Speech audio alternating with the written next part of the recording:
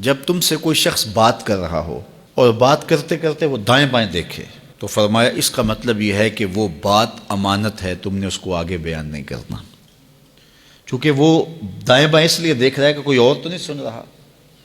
تو پھر اس کا مطلب کیا ہوا؟ یعنی اگر کوئی بندہ روٹین سے بات کر رہا ہے تو لہجے میں آہستہ ہو جاتا ہے، تو پھر بھی یہ اس بات کا اشارہ ہے کہ وہ اس بات کو راز رکھنا چاہ رہا ہے۔ دیواروں کو بھی کان ہوتے ہیں تو وہ ذرا آہستہ بول رہا ہے، اور وہ بات کرنے سے قبل دائیں بائیں دیکھتا ہے کہ کوئی اور تو نہیں سن رہا، تو وہ آپ سے کر رہا ہے، تو اس نے یہ آپ کو کہا نہیں کہ یہ راز ہے۔ کہتے ہیں صاحب عقل وہ ہوتا ہے جس کو راز بتانے کے بعد یہ نہ بتانا پڑے کہ یہ راز ہے۔ اس میں اتنی عقل تو ہو نا، اتنا تو فہم ہو نا کہ راز بتائیں اور پھر بتائیں کہ یہ راز رکھنے والی چیز ہے۔ تو رازدار ایسا ہونا چاہیے کہ جس کو راز بتانے کے بعد یہ بتانا نہ پڑے کہ یہ راز ہے اور یہ راز نہیں ہے۔ تو بہرحال وہ کچھ اشارے ہوتے ہیں جو عاقل سمجھتا ہے، اور یہ کوالٹی اور یہ خوبی اور یہ وصف ہم میں سے ہر شخص کے اندر موجود ہونا چاہیے۔ اگر کوئی راز کی بات کرتا ہے تو پھر اس کے اعتماد پہ ہمیں پورا اترنا چاہیے، وہ راز راز ہی رہے۔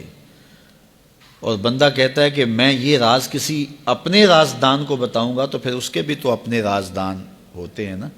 وہ کیا کسی نے کہا تھا، بلیا یاراں نو راز نہ دسیں، یاراں دے بھی یار ہوندے نے۔ تو پھر یاروں کے بھی آگے یار ہوتے ہیں، پھر ان کے بھی آگے پھر راز تو ہوتا ہی نہیں ہے، پھر تو وہ پھیلتا چلا جاتا ہے۔ تو آپ تک آ گیا، بس آپ تک آ گیا، وہ سینے میں سما گیا، ساری زندگی قبر میں لے کے جانا جو راز ہے۔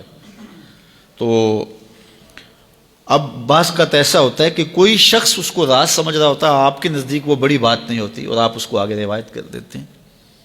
تو جب اس نے آپ کو راز کے طور پہ کہا ہے، وہ بڑی بات نہیں بھی تھی، لیکن آپ اس کو راز رکھیں گے تو یہ بڑی بات ہوگی کہ اس نے راز سمجھا اور وہ بڑی بات نہیں تھی، لیکن آپ نے اس راز کو راز ہی رہنے دیا اور ساری زندگی اس راز کو جو ہے وہ فاش نہیں کیا ہے، تو یہ ایک بڑی بات تھی۔ تو یہ حضور علیہ الصلوۃ والسلام کا فرمان ہماری اخلاقی قدروں اور ہماری زندگی کی خوبصورتیوں کی ضمانت ہے کہ جب کوئی شخص تم سے بات کرے اور بات کرتے ہوئے دائیں بائیں دیکھے تو تم اس کو راز سمجھو، اور وہ تمہارے پاس اس کی امانت ہے، تو امانت کے اندر خیانت نہیں کرنی چاہیے۔